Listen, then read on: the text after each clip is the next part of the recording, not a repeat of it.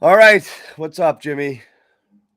I'm still rubbing my eyes after watching that game of basketball. That was a tough one to get through. Something we haven't really seen in a while. Shell Not only was it a shocked. loss, this was a this was a PTSD type of a loss. This was an ugly one. This one brought me back to like last year and the beginning of this year. I'm not happy. Yeah. I think I speak for everybody watching the show right now, and I know I speak for you. Yeah. And honestly, I wouldn't blame a ton of you if you didn't tune in, and especially if you live locally, went out and enjoyed the rest of your Sunday. That's what we plan to do after we discuss I don't even know if I what. can enjoy the rest of my Sunday, but I'm going to give it a shot. I'm going to give it a Yeah. shot. After what transpired here, very simply put, um, you know, about as bad as it could be for the Celtics. This was the defending champs versus the December Celtics, and it was ugly. And that's what it looked like. It looked like one team that belongs and another team that has no business. And obviously, we know that Celtics aren't that team, but they were today. And it's really all a matter of who shows up the next game. You know what Milwaukee does? They're big. They pack the paint. And they don't let you get to the rim, and they force you to get your non-Jason Tatum, Jaylen Brown Giannis. Guys. They have Giannis. Huh? They also have Giannis. Yeah, but I mean, defensively, they're forcing non-shooters to shoot, and the Celtics obliged them, and their non-shooters shot all freaking game to the tune of 50 attempted threes, and they sucked at it. And they lost. And in fact, at the end of the day, the three-point shooting wasn't even as bad as all that with the final numbers, even though they made some garbage ones late here that didn't really matter. Brutal all-around performance, brutal individual performances. Jaylen Brown, maybe the worst game I can remember him playing in a long time. And it's not a Jaylen bias. Jaylen Brown is as bad as Jaylen Brown gets. And I don't know. Talking about Jaylen, everybody. I feel like part of this, you're going to start hearing some hamstring stuff on his offensive foul against Giannis. He did that little grab at the hammy there. He felt tentative all game long, like he was worried the thing was going to pop or something. He was not right. I mean, he's coming up short on his shots. And then the turnovers and the dribbling and the Jaylen stuff, you can live with that when he's knocking down shots. When he's not, I mean, it was a detriment out there. Tatum was ice cold too. Couldn't figure out the Bucks' length. Really struggled with it. Kept trying to force the issue, got frustrated. He has to adapt. He's got to figure out a different way. I think he's got to start taking some mid-range, pulling up in the lane instead of trying to get all the way to the basket. He kept trying to force it, and it kept going bad for him. And then Giannis is a force of nature, and obviously he had an awesome game. He had a great passing game, was the best player by miles on the court. Jrue Holiday was phenomenal too. So, those are quick snapshot takeaways. We'll get into it a bit with Bobby, Jimmy, and Josue all at the Garden. Want to tell everybody at home, HelloFresh.com. HelloFresh is our sponsor here at the Garden Report. We keep it fresh on the Garden Report. HelloFresh.com/playoff16. Use this code. Get up to 16 meals. 16 meals for free and 3 free gifts. This is a phenomenal deal. You get fresh meat and produce delivered to your door with extremely easy to follow recipes. If this were a different day and a more joyous occasion, we would end this show with some food picks because the entire Garden Report crew did some HelloFresh style cooking this week. Some stuff looked. I might still toss some picks up towards the end. Jimmy made some nice looking stuff here. Bobby, Josue, Sherrod, the entire crew. Yep. I just want to say ahead of time, it didn't look nice. The pictures don't do it. It's hard to make meatloaf look nice. I'll be completely honest. I thought you did okay. So Jimmy, where do you want to get back to the game? Yeah. Can I say something? I mean, Jesus, you're going into HelloFresh before you even get to talk about the game here. Well, we just want to. We're setting the stage. Can I get a word in? You can talk for the next 20 minutes until the other guys get here. I don't want 20 minutes. I just want to say I wanted to piggyback on a couple of things you said. And yeah, Jaylen had a tough game. And the worst part about it for Jaylen wasn't like he was being tasked with guarding Giannis all game. I mean, we're talking about very, beatable players that he's guarding. We're talking about Connaughton, we're talking about, getting switched on a guy like Portis, whoever it is. Like, the Bucks are a very, very good team. They're strong. They're deep. I thought the one thing the Bucks did today was they bullied the Celtics. They were the tougher team. And I know people want to complain about the refs, and there might be some enough to that, but I'm not going to sit here and complain about the refs. I'm just not going to do that. Like, you got when you get to the playoffs, you have to play tough. And the Bucks team are a hell of a lot tougher than Brooklyn. let's be completely honest right off the top. These guys go hard in the paint. They will go right at you. They have one of the best all-around players in the NBA in Jrue Holiday. They have some big dudes down low, Brook Lopez, and then they have Giannis, who is arguably the best all-around player in the league, the best player in the leagues. So this wasn't going to be easy. And this is all without Chris Middleton. So, I mean, that's a gift in and of itself. And the Celtics came out today and they just stunk it up. I thought the way they started, it was like, okay, they've got a little handle on Giannis here. They're kind of playing tough on him. They're not letting him get any force down in the paint. But Giannis does it all. Triple-double tonight. I mean, he finds ways to win the game. That's the mark of a true, champion. And I just thought that, led by him, the Bucks were the more complete team today. And the Celtics, again, they were baited into these long, these 3-point shots over and over. And yeah, John, you look at the percentages and okay, well, they're 36%. That's not horrible. They didn't hit him when it mattered. They didn't go on a run. When Giannis left the game in that third quarter with about 4 minutes left or whatever it was, that was the time where you needed to, I think it was an 8-point or right around 8-point lead for the Bucks, 10 points. And the Celtics did absolutely nothing. Giannis is out of the game. They did nothing with that. And at that point, it was basically over. I mean, you go into the fourth quarter down, whatever you were down, showed no signs of life. There was no, if you were at the game today, I can't even imagine a stretch of time where you were really fired up. There was maybe back-to-back threes at one point where I think the fans got into it, but there was never that sort of momentum for the Celtics that made you feel okay, here they come. They're gonna go on a run here. They're gonna tie this game up. It never really got to that point.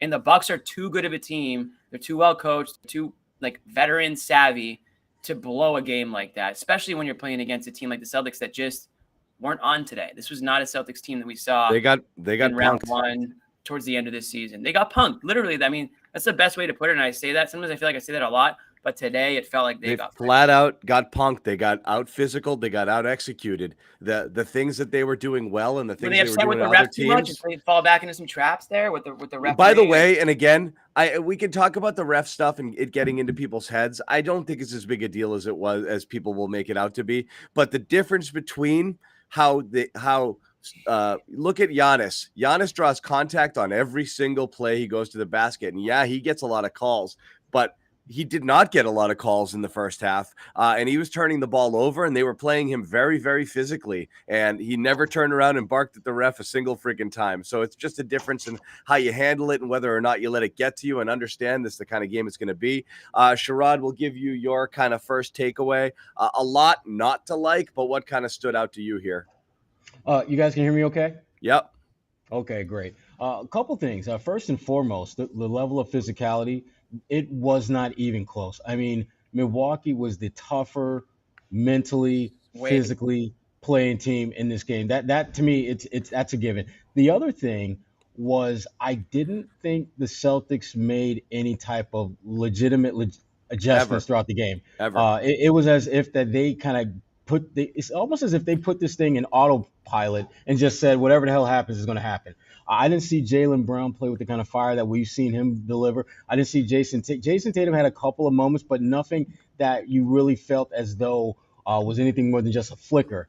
And to Jimmy's point, they got punked. I mean, this was like, the biggest bully on the block coming in your neighborhood and just saying, I'm going to bully you, and you basically let him do it in your home, in your neighborhood. Milwaukee absolutely punished them over and over. And the final score, 12-point game, this could have easily been a much larger game. If I'm the Celtics and I go back and I look at this game, the couple of things that I'm going to have to keep telling myself is that we're not going to have a lot of opportunities to make them pay for their mistakes because they don't make a lot. When they do, we need to capitalize on that. When Giannis picked up that 4th foul and hit the bench, that to me was when a 10-0 run needs to happen.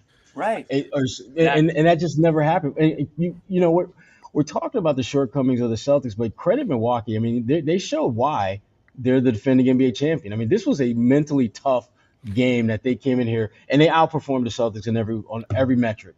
Yeah, but in terms of adjustments, as you said, Milwaukee did what they did.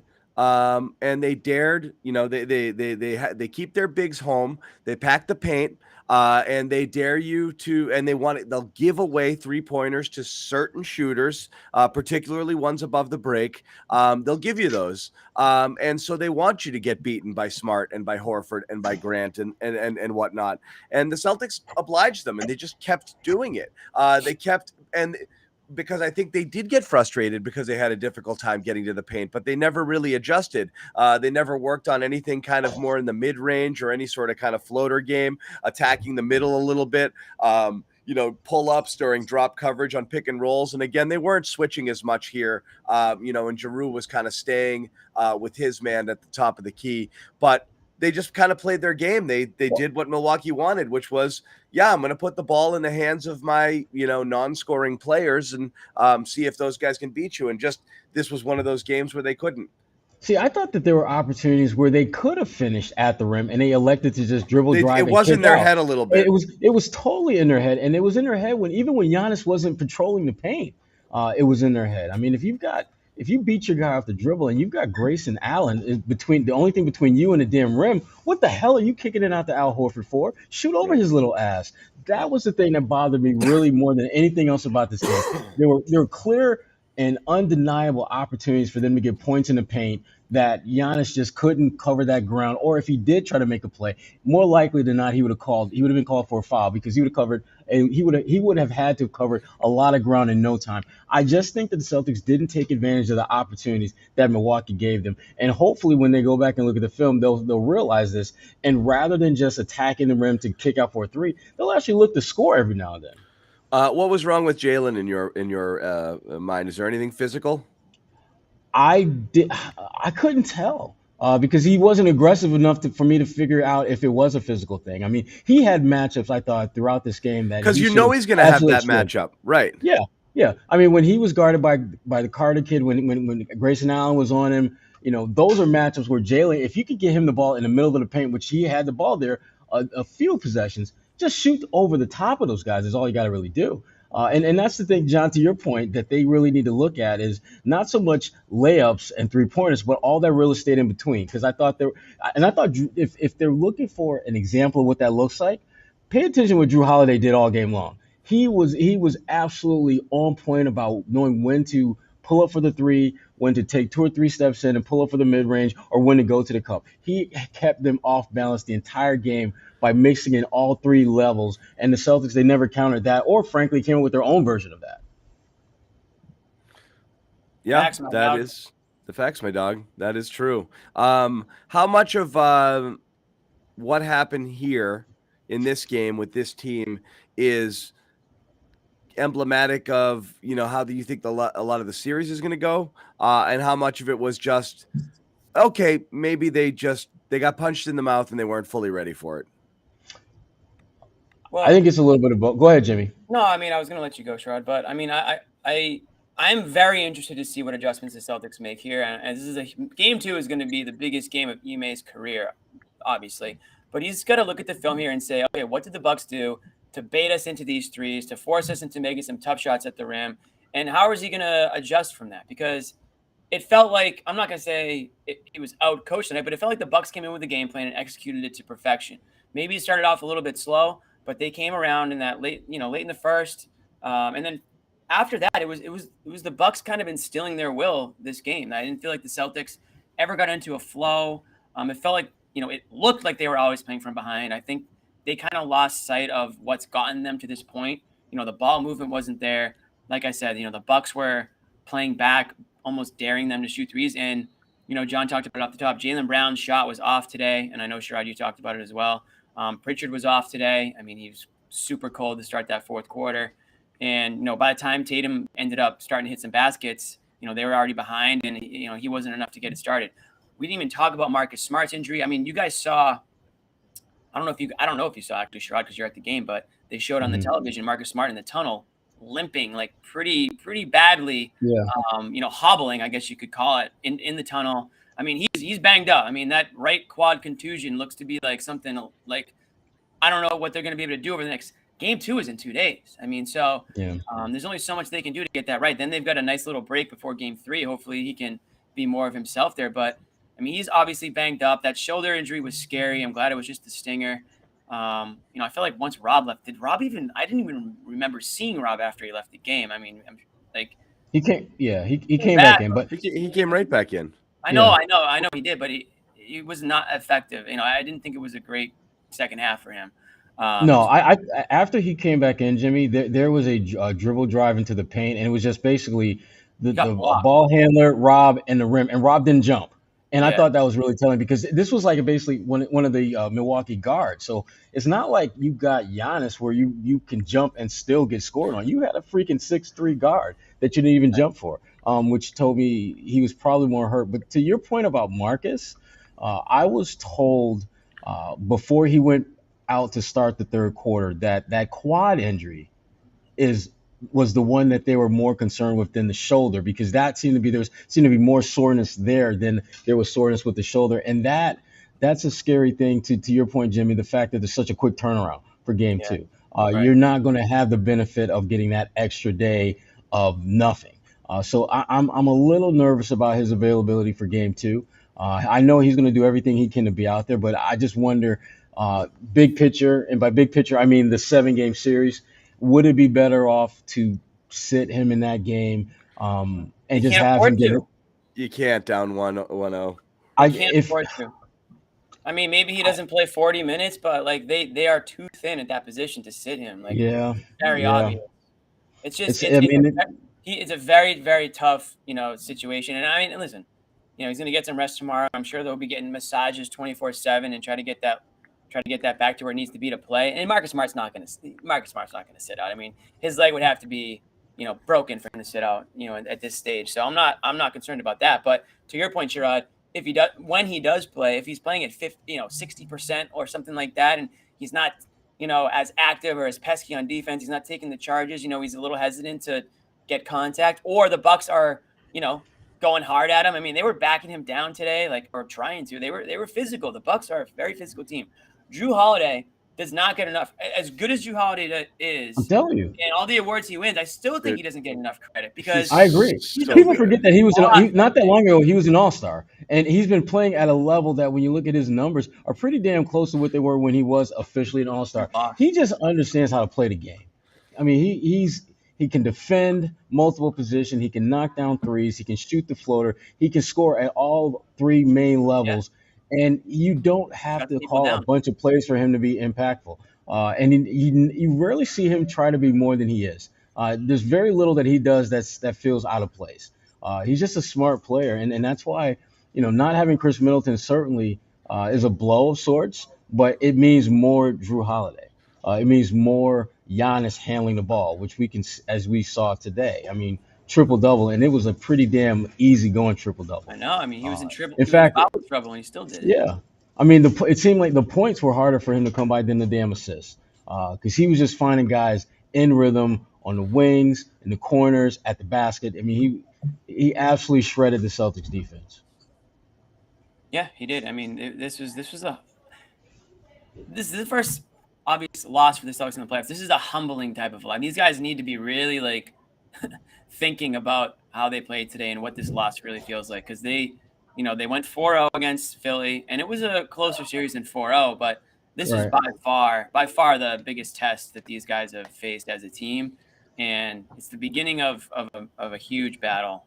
This is what we said. I mean, the East is a bloodbath, because the teams that you're going to have to get through, Milwaukee and Miami, there's no let up.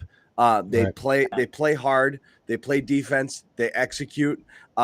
They've just got tough players, and so you can't play incomplete games against these teams. They'll mop you up. Hard. Yeah, they'll absolutely mop the floor with you if you let your guard down. You just can't do that. You can coast. I mean, Milwaukee answered every mini run the Celtics went, and there weren't a ton of them. And that's what the Celtics did to Brooklyn last time. That's what good teams do. That's what tough teams do. You can't friggin' half-ass your way through a game against Milwaukee and have any chance of winning. Yeah. So that was bad. We'll bring in Bobby. Bobby's courtside. I think he was just in listening to Ime. You got me. What's up, Bobby? What's up, Bobby? Bob, you just listening to Ime, and what's going on? Yeah, whole new world here. The transition game really blew them away when Milwaukee got small out there. The physicality I thought was pretty intense and going to the Celtics, especially when the calls started going against them there in the third quarter. And overall, just timely shot making from Milwaukee. I didn't feel like the Celtics were as sharp defensively as other people did coming out of this one. Too much doubling in the lane, leaving shooters alone. That hurt them, I thought. And offensively, what a mess. I mean, they were just completely stagnant against the drop. Even when they got spread out into some smaller lineups. How about some pull-up jumpers, Bobby? Yeah. It was a lot of settling for threes. You need to have some way to get post touches. In fact, an astounding stat late in the fourth quarter. I forget who tweeted it out, someone with ESPN. The Celtics were on the verge of becoming only the fourth team in the shot clock era to have less than 10 2-pointers in a game. I believe they got exactly 10, I believe. Yep. So garbage time too, right? So they effectively did have less than 10 in this game. Historic lack of interior scoring for the Celtics in this one. And, it was their ball handlers. Smart was not good, got hurt midway through, basically a non-factor after that. Tatum passed okay. I thought he had a mediocre game. And you were right, John, when we were talking in the chat earlier. Brown was as bad as it gets. Yeah. He was just brutal. Gave them nothing away from the pressure on Tatum. Complete opposite of what he did in the Brooklyn series.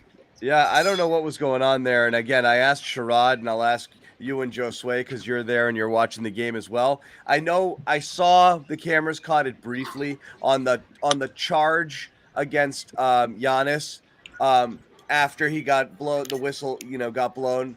There, Jaylen did the little kind of sort of grab at the hamstring. I don't know whether that was real or that's kind of like a tennis player fiddling with his strings after a missed shot, like blaming the hardware.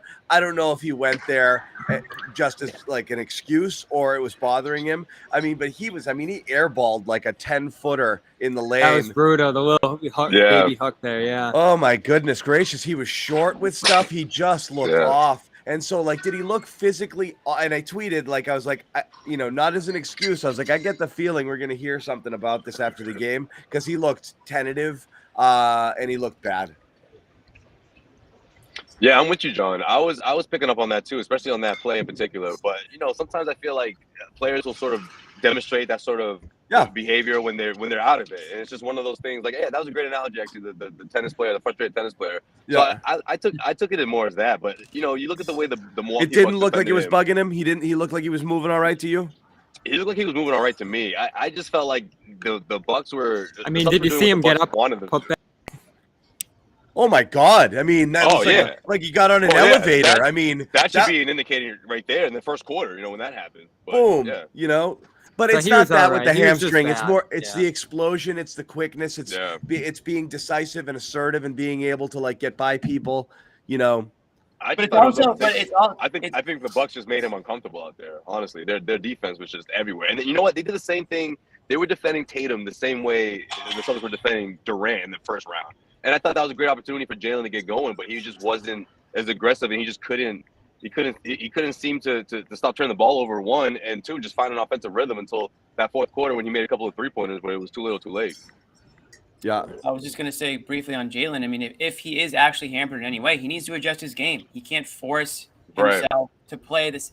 It's like if you're not 100% and you can't do the things that you typically do, then find other ways to affect the game in a positive way. I'm not saying that's the case, but if that is the case, then that's something that he needs to adjust, and he needs to do like Giannis today. The shots weren't really falling. They were playing defense on him a certain way. He goes out there and drops a triple-double. He grabs 15 rebounds. He does other things. So good. He doesn't force the issue. So that's something that Jaylen Brown will maybe need to adjust. But I'm not there yet with Jaylen. I don't think that it's a physical thing. I think it's more like a mental thing, like one of the commenters just said that you put up, John. Might be a little bit in his head. You start to see a couple misses, and now you're constantly thinking about, all right, one's got to go down, one's going to go down.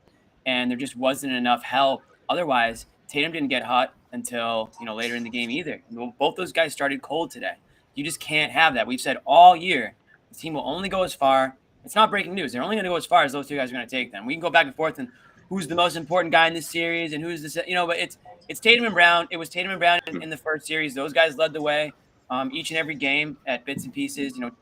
Brown was huge in the first series against the Nets. He was right there with Tatum. I know people wanted to give it to Tatum, rightfully so, but Brown they don't win any of those games without Brown's contribution. So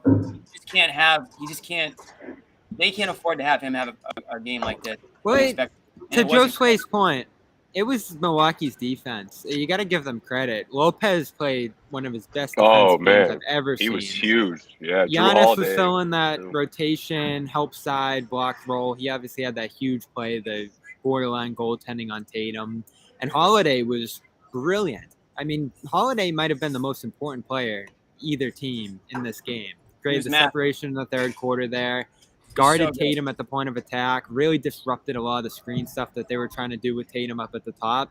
And that's when I really got worried going into this series. I was like, can Holiday guard Tatum? I opened up the numbers, and I went, uh-oh. He did, and he did it well during the year. So they have a guy in Middleton's spot who can take over that matchup and do it well in Holiday. Now, and that's what Holiday does. I mean, Holiday guards the other team's best player. Oftentimes, and I mean that's just who he is. And he's very good. Say it. What do you want to say about Holiday? Nothing. He's great. I've always been a Holiday stan, so that's not, we're going back to the Kemba Walker bubble days when you guys are like, no, Kemba's so good, he scores points. That's what I thought. Yeah, that was like the Garden Report pilot. When the Bucks made that trade, I will admit, John, don't act like Holiday. I was like, what? But now I'm like, Holiday, dude. But John's trying to act like that's not in the back of his mind. Like he was ready to pull that out probably after game 2 or so. Like, no, I wasn't. You did like Jrue for this team for a long time. A long time, but I like him period just because he's everything. Like he talk about a guy who gives the game what it needs. He hits the big shot. He'll defend multiple positions. He's friggin' great. I mean, he just does a lot for you. He had the steal on one end, the transition 3 on the other. He plays big, man. Dude, like there's not many players in the league that can do that, and he's one of them. And he's not even close to their best player.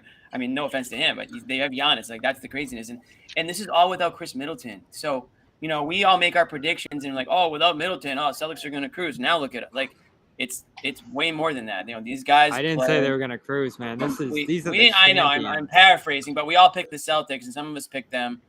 In a lot less games than is the maximum. So, point being, this is a humbling game for I think Celtics fans who are riding pretty high on the Celtics, Agreed. And I think the Celtics players. I mean, they have to be sitting there right now being like, "Wow, we swept the Nets, but now we're playing like a legitimate, team that's been there, won a championship, and you can see the difference."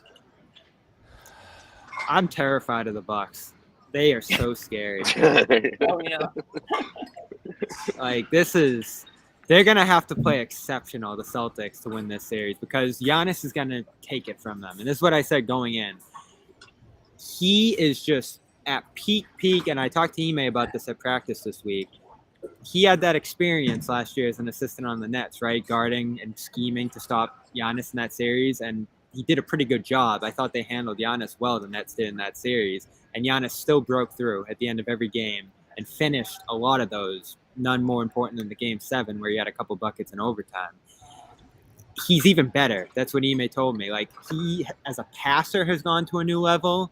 As a defender, he's had to do a lot of more. He's better. He's the best player. Look, with all due respect, free throws too. He hits every free throw now. He spent a lot of time on it to get that number up to a respectable level. And what was he, around 71, 72% this year? He got there. But look, I mean, Bobby, when we're having our MVP discussions, both on the show and offline, I give my vote to Giannis without blinking. He's the best. He's one of the best offensive and defensive players in basketball. What else do you need to be in order to show that you're the most valuable player? He's literally the best player on the court every time he takes the court. He's offensively and defensively. He's incredible. What's up, Jimmy? I was just looking at some stats here. And a lot of this has to do with Giannis because of the complete game he played. We were talking about Jrue. Did you raise your hand, Jimmy? He did. I'm going to go back to some pressures, John. Instead of just screaming in the middle of John's rant, I wanted to just... it worked. John respected the hell out of it. He really. I know we don't do that a lot around here. We usually just cut people up, but I figured out... I just put my hand up. But seriously, talking about the Bucks defense, look at this stat. Fast break points from the Bucks, 28-8. Bucks lead. And then points off turnovers, 27-6.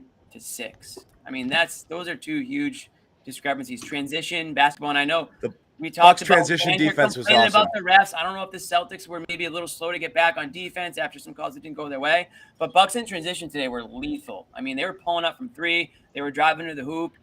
They were, ending Celtics. That's amazing considering the Bucks turned it over 21 times, Jimmy. I know, but the Celtics didn't make anything. They did the same thing against Brooklyn. They create turnovers. They didn't convert those. Finish on the other end. I know. It's they like 21 turnovers, and the Celtics had what? How many points off turnovers? 6.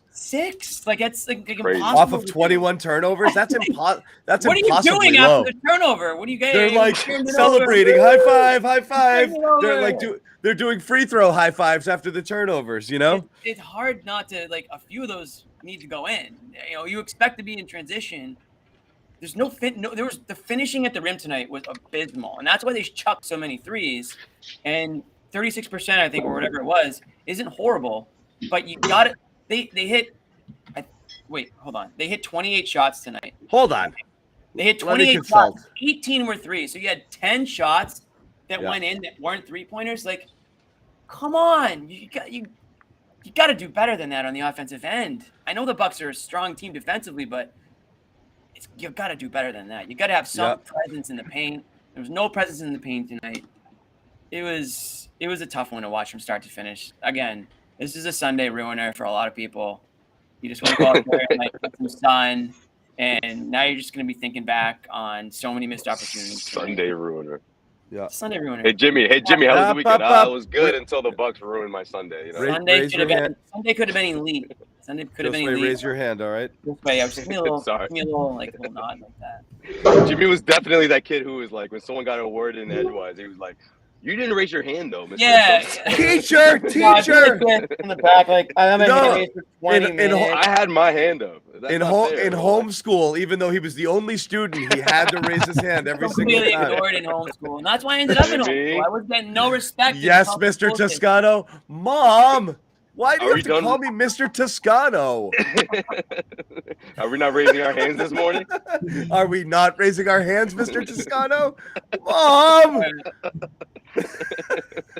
Come on!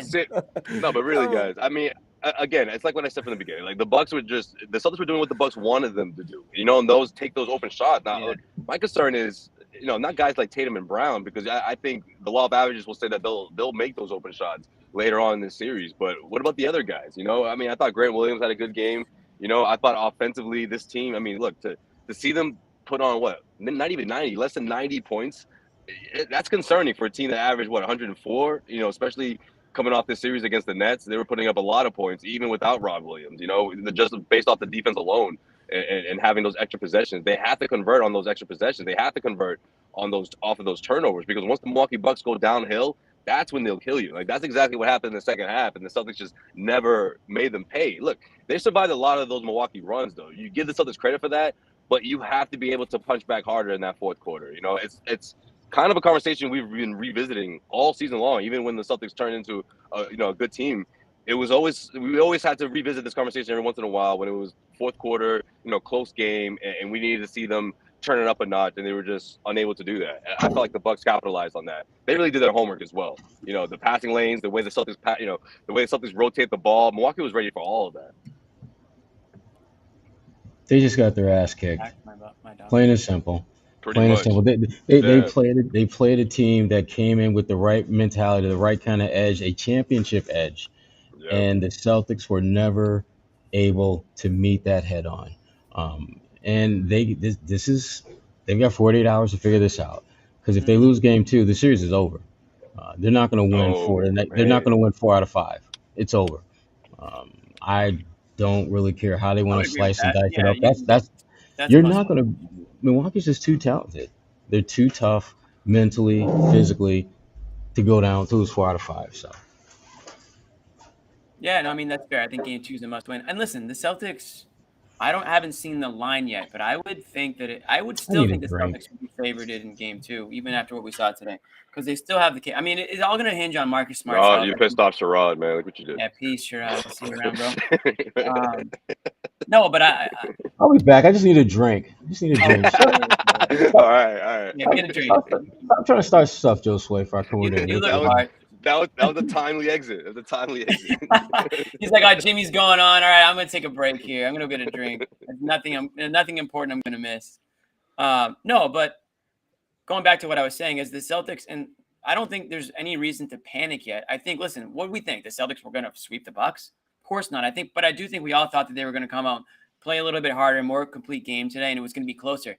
It didn't feel close after like midway through the second quarter, almost. Even though it wasn't like ever out of reach, it was like 8 to 10 to 12 points. It felt like, and then they were going to be a 4. Second half. And then Celtics were going to run and cut it to like 2 or whatever, and then it would be 8 again, just like that, So it just felt like the Bucks always had an answer for the Celtics. So again, this game 2 is going to be a huge Ime game. They don't have a ton of time here, but they're going to have to look back and figure out what the Bucks did to force the Celtics into some of the positions that they were in. And of course, the obvious ones. Jaylen Brown needs to hit the shots that are given to him. Tatum needs to get going earlier than he did. You didn't get anything from Pritchard tonight. He was super cold from 3. Al Horford wide open threes, yeah. Wide open threes. Al Horford had a great game. Maybe figure out a way to get Al more shots because he's hitting his threes right now. And if everyone else is going cold, Al Horford's the Mr. Dependable right now. So I don't know if there's a way you can get him more shots, but there's got to be some adjustments that the Celtics have to make. And again, it all hinges on what percentage of Marcus Smart are you going to get, because he's like, I know people here are blaming the threes, but at the end of the day, the Celtics amazingly had a better 3-point percentage than the Bucks had, and it didn't feel like that watching the game. No. So it's more than this is more than a make-miss sort of game. There's much more to why the Celtics lost here, and a lot of it had to do with points in the paint and transition. Everyone's going to be hyper-focused on the threes. At the end of the day, you actually had some guys who shot fairly well from 3. You had Derek White, Marcus made some, Al made some. It wasn't horrible. Pritchard missed his, and obviously Jaylen and Jason were cold most of the game. So it's not all on the shooting. It wasn't just a cold Celtics game. This was the problems run deeper here. You go back and look at this game really in the first quarter and all the opportunities that they created for themselves by beating their man off the dribble, getting into the paint, and no one wants to shoot a floater. Everyone wants to drive and kick. And if you're Milwaukee, that's exactly what you want, because there's a greater likelihood you're going to miss a 3-pointer than there is that you're going to miss a shot in the paint. Celtics did it to Brooklyn. It's like I'll live with other things. I don't want these guys to beat me. Right. You make life really hard for Durant. They made life really hard for Tatum. And go ahead, spread it around. I don't care. You can't be scared to go in the paint. You can't go out looking like punks like they did tonight, where you get into the paint and you decide, oh, I'm just going to kick it out. No, you attack. You try to finish. You don't just attack and get to the paint and then it's like, ooh, Giannis might be coming from somewhere. Let me just kick it out. No, attack. You can't be timid at this point of the season, particularly when you're trying to knock off the champ. You're not just trying to win a playoff series. You're trying to beat literally the best team in basketball a year ago. Again, as I kept saying, I don't understand why they didn't try to get into the lane a little bit and try a little pull up or two. It was incredible. This is Tatum's game. We told him not to shoot it. Shoot them. Get in there. Shoot those jumpers. Him and Jaylen, they love that stuff. They should be, that's something that they have to look to do. But again, they settled for 3, or they tried to force their way into the lane, and they were just big bodies there waiting for him. I saw Mr. Toscano in the front row that had his hand raised. Yep. Yeah. Thanks. Thanks. Just going through Twitter, looking at some quotes. Al talking. He's saying a lot of guy again. We've already said on the show. I raised my hand. Can I speak? Otherwise, what's the point? Mr. Toscano, will you please speak? Damn. Yes. Thank you, teachers. Now I lost my spot. I forgot what I was 2 seconds. I forgot what I was going to say. Ever get those kids? Oh, I forgot what I was going to say. All right, get out of here. Al Horford. They were meeting our guys at the rim. It was clearly a point of emphasis. We said that. They blocked him at the rim. And then one I thought was really interesting, he was talking about composure, and he said, there was a time I saw that Jason needed to be pulled away from the officials. The officials did a good job. They let us play, and it was a hard-fought game. So Al Horford kind of using today as maybe a bit of a teaching moment for some of the guys. And what we said, they were getting a little fed up by some of the calls or non-calls. And Did they lose their composure? Well, I mean, Al Horford just pretty much said that they did at certain points. So this is the playoffs. You know, you have to be mentally tough out there. It's physically tough, as the Bucks showed, and it's mentally tough too. You know, you can't be all in your feelings because the call didn't go your way. Get back on defense and stop some of those transition buckets. I know it. The Bucks And that's had exactly all damn game. That's exactly what Milwaukee did the entire game. It was like every time the Celtics made 1 or 2 big plays offensively, Milwaukee would come back and boom, smack you in the mouth with a mid-range shot, hit you with a 3-ball. Giannis dunking on somebody. They had an answer for every time the Celtics started to feel good about themselves. And that has more to do with the Celtics and their inability to lock in at both ends of the floor than it does with Milwaukee. Because to me, some of the shots that Milwaukee hit after Celtics baskets were just lazy defense. Guys not rotating, guys not contesting shots when they should be from the minute the ball was inbounded. There are just a lot of mental lapses I thought the Celtics had in this game that we didn't see as much of in Brooklyn. And when we did see them, because of the Brooklyn's personnel, you could get away with that. Like I mean, there's a huge difference between, leaving a Grayson Allen or a Jrue Holiday open versus, some of the yahoos that played with Kyrie and KD in Brooklyn. Those guys. There's a reason why most of those guys are minimum wage players. There's a reason why they're minimum wage players, and there's a reason why most of the guys in the Bucks are not minimum wage players. So, hopefully this is a teaching moment for the Celtics, and that they'll figure out mainly, number one, you got to be more physical, more aggressive. You got to be more consistent, and you have to play elite, locked in at both ends of the floor, not just at one end or the other. Because I thought there was a lot of breakdowns at one end or the other for them, and you just can't be. You got to be locked in from the very beginning to the end. Mm-hmm. Yeah, I agree with that for sure. These guys are battle tested. These other guys, the Jrue Holidays, the Pat Connaughton. I mean, these guys have a role and they know what they're going to do when they go out there. Like the thing about the Bucks, when you compare them to those other guys that were playing for the Brooklyn Nets, like Sherrod just brought up, is that they didn't necessarily have all that figured out yet, and the Celtics were able to capitalize on that. This is a totally different beast here in the Milwaukee Bucks. I mean, obviously they're the champs for a reason, but also because they know that this is the path that they chose, right? I mean, they know that they didn't want to see Brooklyn, but they were comfortable enough or confident enough to come in here knowing that they weren't going to have home court advantage and steal one. That's exactly what they did here in game one. Well, good call, huge. The play for the 2 seed crowd. Home court's going to matter. Well, home court's over.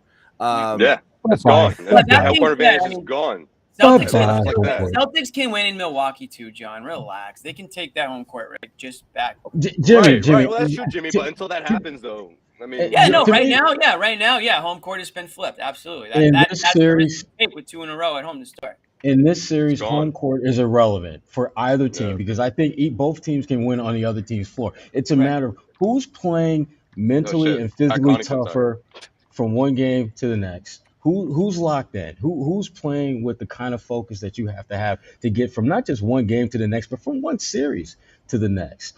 Milwaukee has been there, done that. I had a chance to talk to some of their assistant coaches before the game, and the one thing that they're not nearly as worried about Chris Middleton being gone as some people might think they are, because they got a lot of guys who are tough.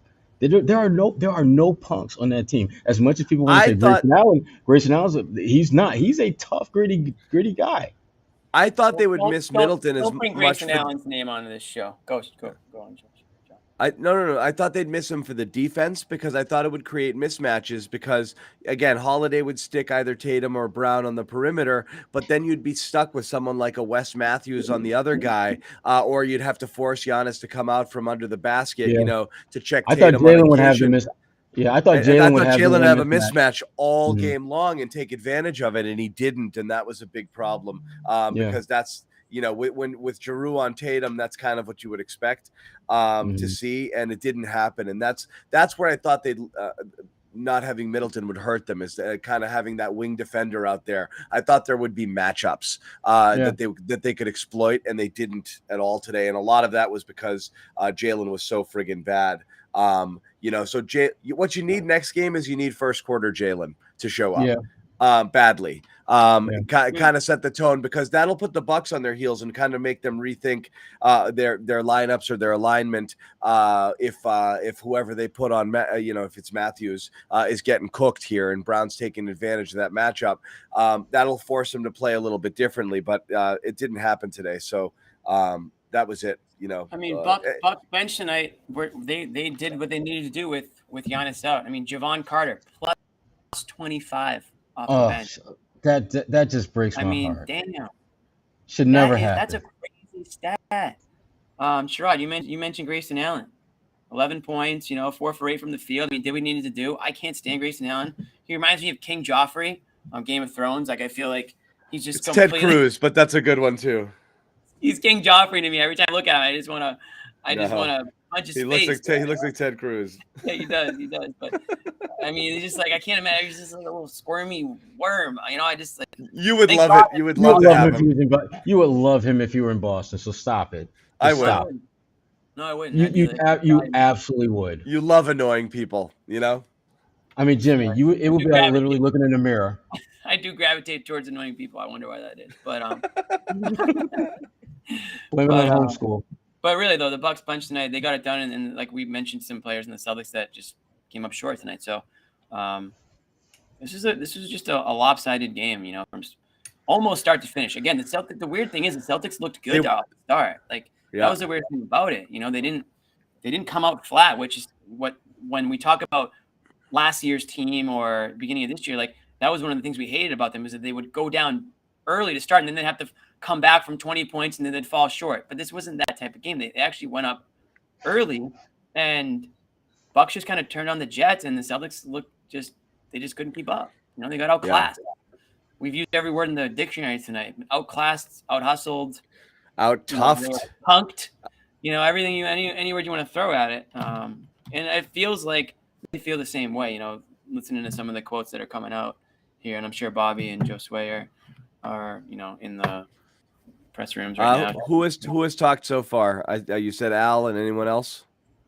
I haven't checked recently. I know Al. I mean, obviously Ime must have spoken, so I haven't seen anything from Ime yet. But Ime is going to have to be tough on these guys, I imagine. I mean, that's just who he is. But there's just so many things that he's going to be able to point out from this game that they did wrong or that they just didn't do well enough.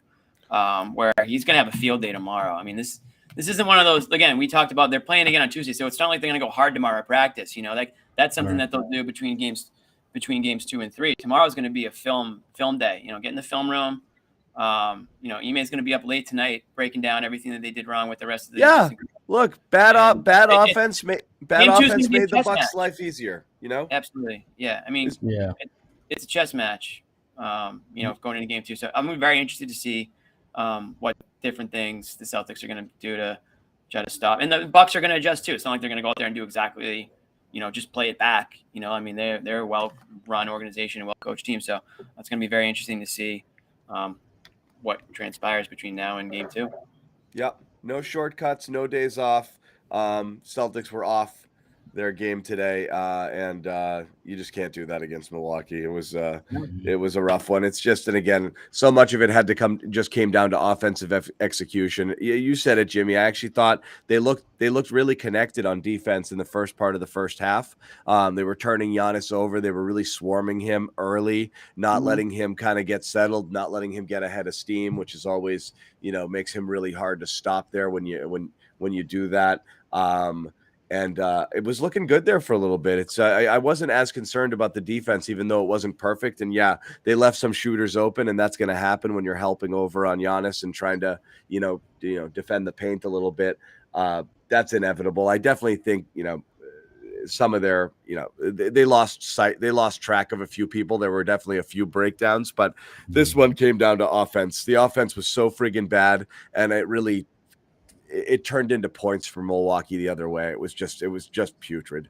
So Ime's already going in. I don't think our decision-making was great. Jaylen and Jason didn't have their best night offensively. So, I mean, that's just the very first quote I see. So he's not shying away. He talked already. He's been off. I mean, I know we didn't get to any of it on the show. So he goes, whether it was drop-offs, Horford was good too.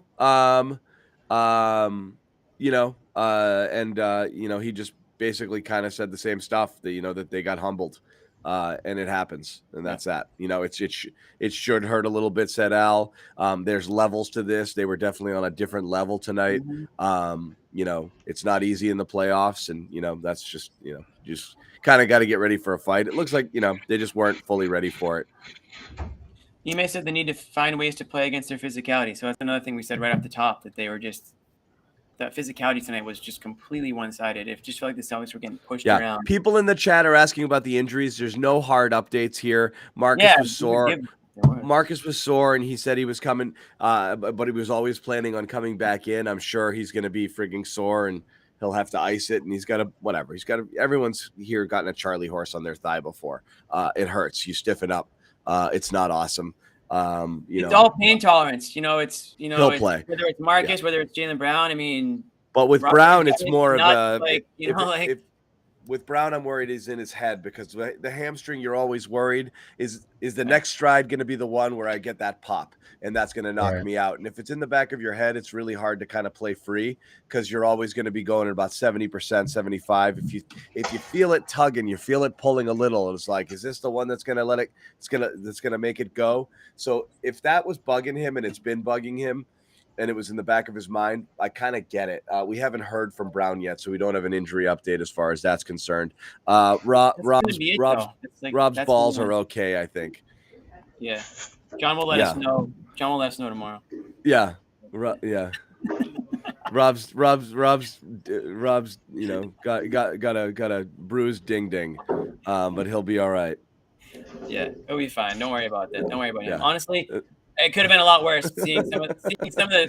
You got your injury updates. You guys happy? Yeah, you got your injury updates, right? And people, it could have been a lot worse based on when we saw Marcus Smart running up the court, when we saw Rob Williams just writhing, and we weren't sure right away what it was. So I think they came out of this best case scenario, I guess, based on what we saw. Yeah, bruises. Okay, it's the playoffs. You're playing a physical team. You get knocked around a little bit. Okay, you got kicked in the sack. Yeah, you got kneed in the thigh. It happens. Okay, you just gotta. You got a little Charlie horse in the shoulder. Those things happen. You gotta punch back. Little physicality out there. You gotta give it back to them. That's how you stop these bullies. I learned that before I went to homeschool. You gotta fight back. Yeah. Unfortunately, I couldn't handle it, so I ended up in homeschool. Going to homeschool. Some people can. Yeah. But that's it. Listen, shitty game one. I mean, you got to chalk it up. You can't dwell on it. If you're the Celtics team, you got to learn from it, and you got to get right. I think it's a good thing that they play. In a way, it's a good thing that they can play again sooner than later. Just get back out there, dust yourself off. They know they can compete with this team. They did it all season, so this isn't like some overmatched. It looked like it was today. It's bad points, but this isn't an overmatched matchup here. They got to come out in game 2 and kick them in the what. Right, you got to punch forward. Yeah, kick them in the balls too. Yeah. Back out. Yeah, I mean the adjustments that they're gonna have to make are far more mental than physical.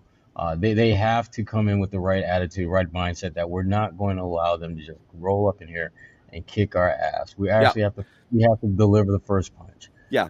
And that, I think that's going to be the big takeaway from them in this game, is just that they have to be a more physical team. And we haven't talked much about it, but officiating, it's going to be what it is. I thought it was a little odd though that Scott Foster was in their last game and this game. Come on. That felt a little bit forced. Because I don't know too many playoff series where one of the officials from your last series is also officiating your first game of your next series. Yeah, they're trying to save on travel. They trying to save on travel. They just played it back with the guys that were in town. What's that? So what? You keep him in Brooklyn for a week and then you have him catch a train into Boston? Yeah, right. Yeah, quick little bus, a little Feng Hua back in the day. Anyone take the Lucky Star? Oh yeah. So the cost of a week in New York that's just like, it wouldn't be cheaper to just a $10 Feng Hua bus. Who didn't take that at one point or another? There's live chickens running around the back of the bus, it's mayhem on there. That was just like a say your prayers, close your eyes, and just hope that you arrive there. They dump you off in Chinatown. You're completely okay. I could literally. The Toscano Chronicles. There we go. We got the Toscano Chronicles right now. Nice. Yeah, that's some interesting experiences on the. What do you got for us, Bobby? Bobby, what's going on? What do we got, Bobby? Caught up with Al, Jrue Holiday, Bobby Portis were talking too. Al, a lot of talk about the composure of the team, which I thought was a factor here. They definitely kind of unraveled a little bit late third into the fourth. This game obviously got away from them, upwards of 20 points late in the fourth. The calls, officiating, but mostly the turnovers, Al and Ime were saying, fed what the Bucks are doing offensively, let them get on the open court. I mean, you're dead when the Bucks get out in transition. And on the flip side, Jrue and that crowd that the Bucks are showing, he kind of just brushed off anything he did individually against Tatum. Said it was the 4 guys getting in there in the paint area. And you saw that. It's unreal. It's like I said this, John, you'll like the comparison. It's like a defensive line just collapsing in on a running back. Yeah. You know, I don't know if you throw in extra linebackers or something, but there are 4 guys around Tatum in that paint area, and they didn't foul. Always. I mean, how many free throws did Tatum shoot in this one? I know the commenters will probably disagree, but, you know, 8 in the end, missed 3. That didn't help. Celtics overall shoot 20. So it's pretty even. The Bucks shot 21. Again, I just don't know where people are kind of really pissed off about the officiating. It really was not a factor in this game. It really wasn't. That's a few moments maybe, but I mean, you're going to look both ways on questionable calls. This is not. The Celtics got punked. They got beat. They played a bad game. You move on to the next one. There's nothing else. There's not a lot to say about this game. We all saw what happened. They execute better. They're a little bit more in control. They turn the ball over less. They get better quality shots. They got better shooters. Knock down some of their open looks, and they're in much better shape next time. Again, I didn't think they did a horrible job defensively. I thought they did a decent job defensively on Giannis. They swarmed him. They made him turn the ball over. They blocked some of his shots. I actually thought they played Giannis about as well as you're going to play Giannis. It's not Horford did. I thought the other guys struggled. I Tatum physically overmatched in there. They are, but that's a given. Every human's going to be physically overmatched against Giannis. You can only do so much. They did as much as I thought that they could do there. They made life difficult. They threw bodies at him. They have some guys who are long and physical who are able to compete, you know, and try to take away some of his space. They did fine. He didn't friggin' shoot lights out there. He had a great passing game, but I mean, that's a testament to the type of player that he's become. But they did all right. They did all right there. On the Bucks' 2 best players, neither one shot terrific in this game. You know, some of the other guys were the ones knocking down shots when those guys were finding them on their kickouts and stuff. So, you know, again, I'm not as worried. I think whatever lapses they had defensively, they can tighten up. I think bad offense was as much to do with the Bucks. You know, are you worried about them losing the series now? You know, it's always there. It's always there. It's always possible because it's a good team, you know, and there's not a lot of margin for error. Sherrod? I'm not changing I'm still going to stick with this. Just one game's not going to change my entire, prediction on the Celtics. But if you thought this was going to, if you're one of the few people out there who thought this was going to be easy, the Celtics were going to roll, then this should change that opinion because it's definitely not that. This ain't that. This is not the Brooklyn Nets. No. So we can go up from here. I thought Rob was really good. Or we can go down and pick on John's guy, Derek White. Derek White turned it around. He had a really bad first stint. Really bad. Here's my thing about. I thought he was better. He was really bad. Yeah. He's got to really help them in this series, though. I mean, we went back and forth a lot last round on, is he good? Is he bad? He was doing his thing. I feel like overall he's been fine with the Celtics so far. Which is, you know, again, you got to find a good rotation player in a spot where you were bad a lot of the time before. So that's a win in a trade sense. But in terms of competing for a championship, you need him to be on his game in the spot where he fits, and I'm still not really sure what that is. I don't know what that is. I don't know what it is. I don't know what he's supposed to do. On offense, they still haven't figured out what they want him to do. That is he lineup a catch and shoot guy? Is he going to facilitate offense? That White Pritchard Grant lineup was rough. With Brown out there, yep. Oh my God, that was rough. And I don't know what White is. I don't know what he is. You could say the same about Pritchard too. It's like, John, is he going to be a point guard? Pritchard's a scorer. Yes, that's Jimmy. Pritchard's job. Pritchard's a shot maker. So he's not going to be a backup point guard. What do you got, Jimmy? Brown? What are your advanced metrics? No, I actually don't. I mean, just the ones that we back and forth in the text. is outrageous. No, defensively he's good, Jimmy. You can't Wait. argue that. What are you talking about? Some of the stuff people are, throwing around in our text? That we throw out there. That's like somebody puts a graphic up on Twitter. It's like an advanced stat that no one's ever heard of. It's like, I'm like, I'm sorry. Derek White is actually second in the league in WARP or something like that. I'm sorry. Not only is Derek White. That's Derek White's actually one of the top 30 players in the league. My bad. I totally saw it wrong. These numbers change everything. There's so many numbers like that. I don't know what he does. I don't know what he does. He defends. He moves the ball. He so far, what you've gotten out of him is great defense and secondary ball movement. Shot making really comes and goes, and that's where especially you look at him. It just goes. No, he made some in the second half. First half, I mean, not great. For the most part, it's just not there. Listen, I'm not going to go. I'm getting close to your level on him, John, but I'm not going too low. My level is honestly is that he's kind of a jag. Not that he's bad. I'm not going that low. Yeah. But John he's just low. John will go low. And this is that. Part of why I'm starting to go in on him a little bit is because I know he's capable of more. I mean, you look back on the Spurs-Celtics game on the other side. I look back and watch that one, in between rounds, and he was like almost triple-double. So it feels like he's just – I don't know what you're seeing, Sherrod. Off the ball a little bit too much. But even when he got on the ball tonight, he was getting blitzed and kind of overwhelmed and sped up, which is something Ime saw as well from the team. Jrue Holiday had his way with him. Yeah. Yeah, and that was surprising to me, considering the personnel that was on the floor trying to slow him down, that he would allow himself to get sped up like that. Learning experience. I mean, these are this is part of the process. This is a part of growing into being a champion. At some point, you're gonna have to deal with the champion, and you're gonna have to figure out how to get past him. And that's where the Celtics are right now. They'll be better in Game 2. Will it be enough to win? Who the hell knows? But they will be better, though. I'm convinced. Yeah, the Derek White stuff goes deeper than like, he does so much more. We don't understand basketball, blah, blah, blah. Like, obviously, they got Derek White for a reason, but there's also something, and a lot of that has to do with his defense and some of the smaller things that he does that can affect the game. Who would appreciate that more than Ime Udoka? It's the exact type of player you would think he would like.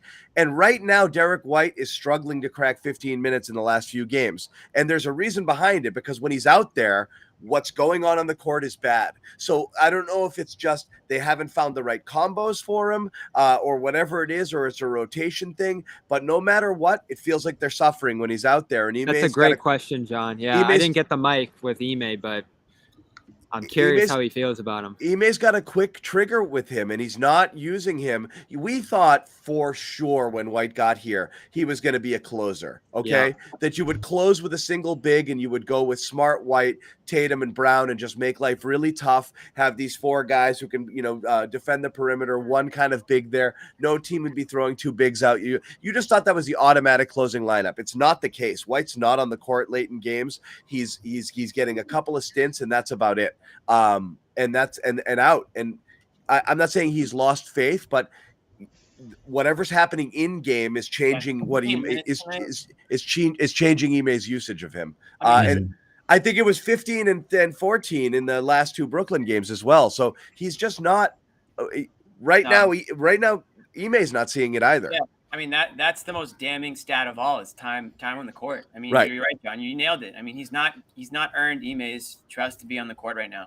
And when they traded for him and based on what they gave up, I mean, this is a guy that should be playing 25 minutes a game easy, right? I mean, 30 maybe. Easy 25, like 30. Yeah, you would think, especially with everyone knows Marcus Smart's banged up right now.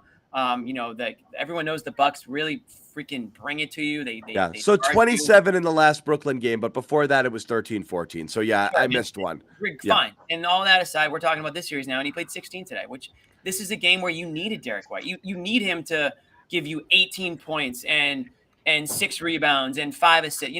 That's the whole point, right?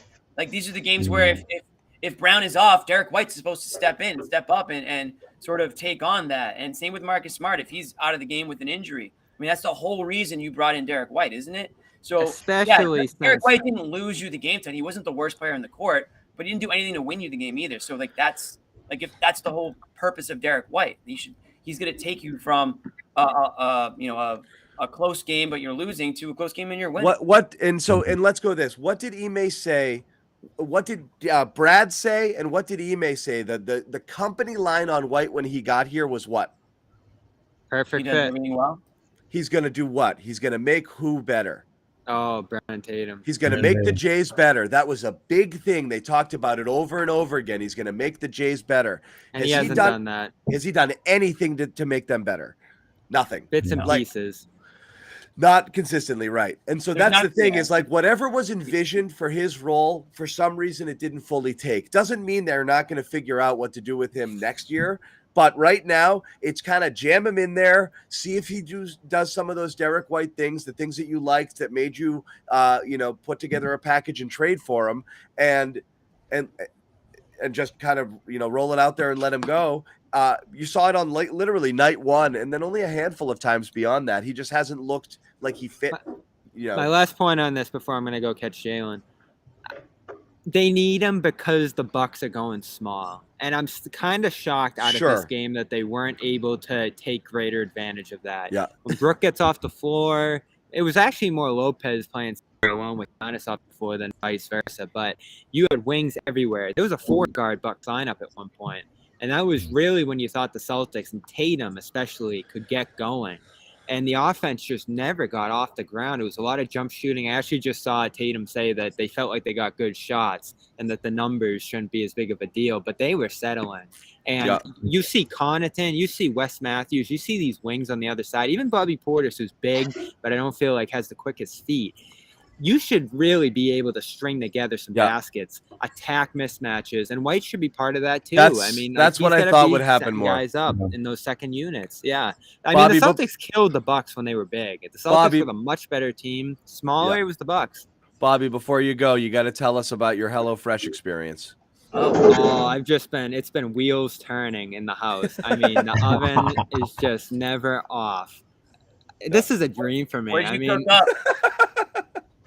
I've done all three. I've done all three so far that I got. The tacos were exceptional. The meatloaf was you did meatloaf too? Pretty solid. Yeah, I got the meatloaf too. Spaghetti was fine, but you got your favorites. You get some stuff. You learn as you go. Like, what are your favorites? What are the other stuff? And this is why HelloFresh has a bunch of different options. Jimmy got different stuff than me. I got my own stuff, and you get 16 free meals with this offer here. You're gonna pretty much be able to try everything. So it's easy, all packaged instructions. It's so easy. Yeah. And the prep time there's little to no prep time for any of the meals, which is great because that to me that's always the pain in the ass. It's not the cooking; it's all the damn prep work that you typically have to do before you. But it takes no time to do that, which is awesome. Yeah. Well, the other thing is you want to make something, but you don't have this ingredient or that ingredient. It's like, whatever, I'll make it without it. I'll substitute. They give you every ingredient. Not me. I'm an insane. No, you haven't missed a meal, John.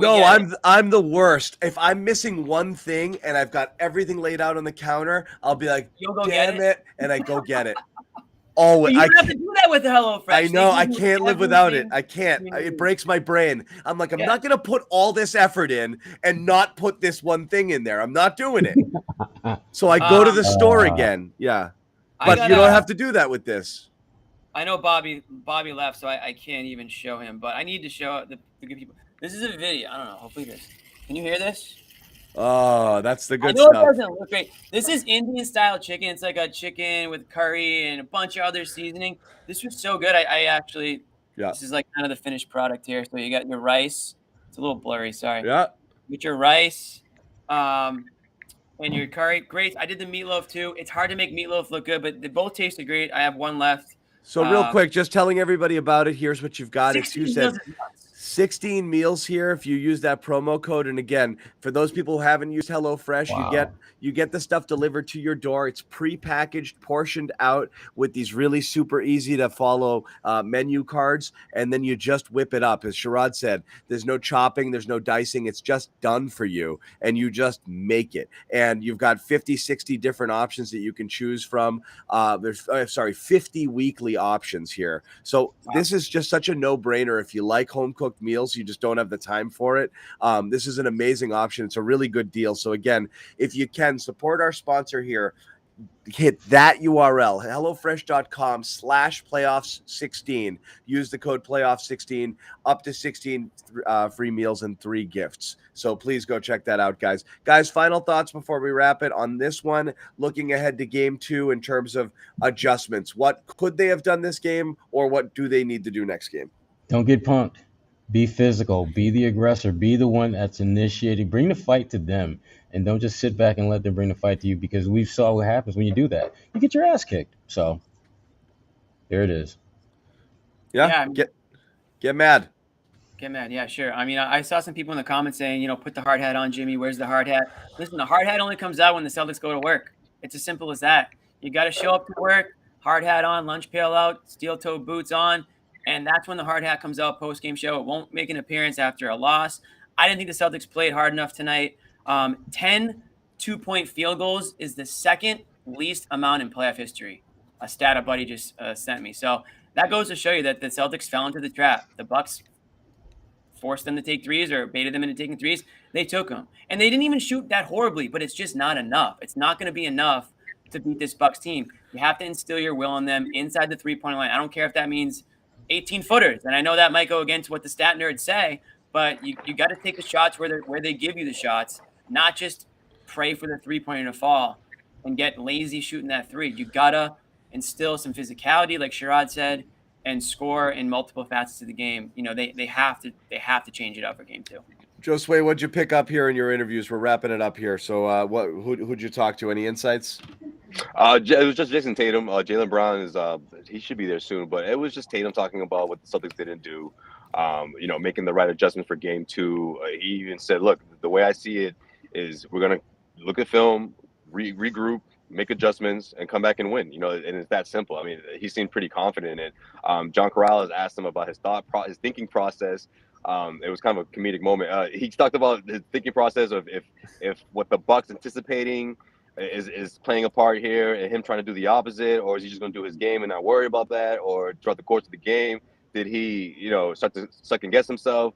And after all of that, Tatum was like, "That's a lot of thinking, John. I don't have that much time to think. You have to make these split second decisions." And yeah, the Bucks certainly made things difficult for Tatum and the Celtics, but he's confident. He's confident they'll make adjustments, and the way he sees it is he didn't go out and guarantee a win, but he said that that's the way I see it, and I see us winning in game 2. So okay. Take that for what it's worth.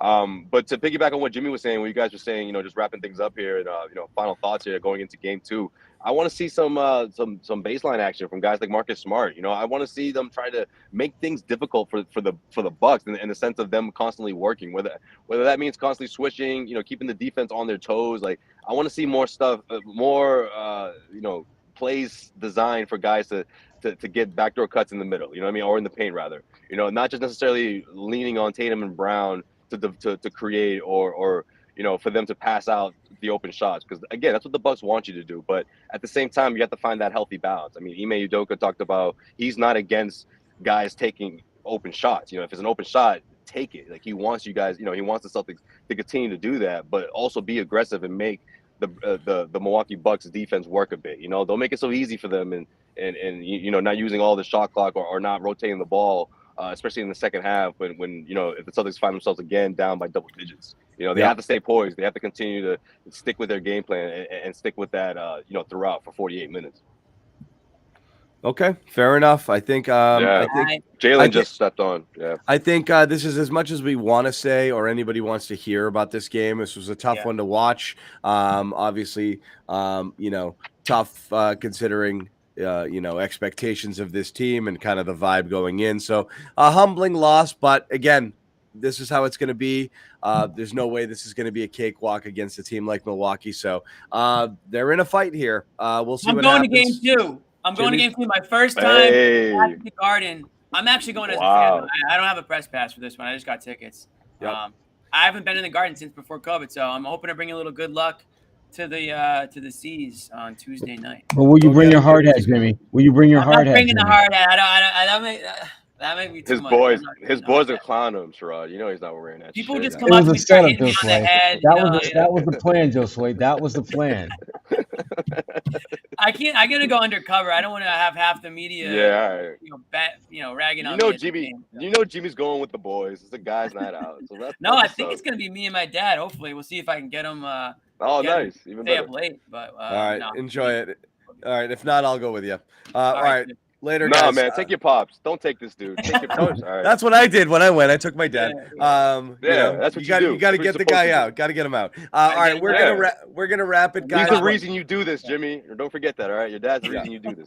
That's right. We're gonna wrap it again. We're back on Tuesday after this one. Again, reminder: HelloFresh. HelloFresh.com/playoff16. Let them feed you this week, okay? You've got enough to worry about. This series is stressful. Plus, if you're a Boston sports fan and you watch everything, you got the Bruins playoffs on Monday and Wednesday. You got a Celtics game on Tuesday. Who has time to cook, okay? Have HelloFresh. Right. Who has time to prep for it? Have HelloFresh send you the food.